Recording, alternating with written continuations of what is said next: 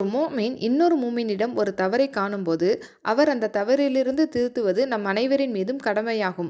ஆனால் பிறர் தவற நம்ம திருத்த முற்படக்குள்ள ஹார்ஷா பிஹேவ் பண்ணக்கூடாது. உனக்கு அறிவில்லையா, ஏன் இப்படி பண்றேன்னு நம்ம கோவமா நடந்துக்க கூடாது.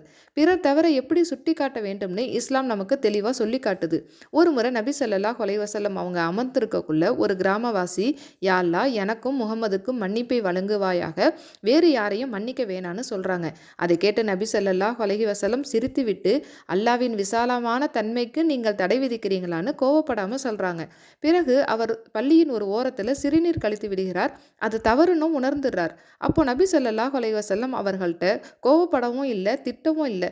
இது பள்ளிவாசலாகும், இதனுள் சிறுநீர் கழிக்கக்கூடாது, இது அல்லாவை நினைவு கூறுவதற்காகவும் தொழுவதற்காகவுமே கட்டப்பட்டுள்ளது என்று சொல்லிவிட்டு அதில் தண்ணி ஊற்றி சுத்தம் பண்ண சொல்றாங்க. ஒருவர் தவறு செய்யும் போது அழகான முறையில் நாம் அவர்களை திருத்த வேண்டுமே தவிர அவர்களை ஏசக்கூடாது.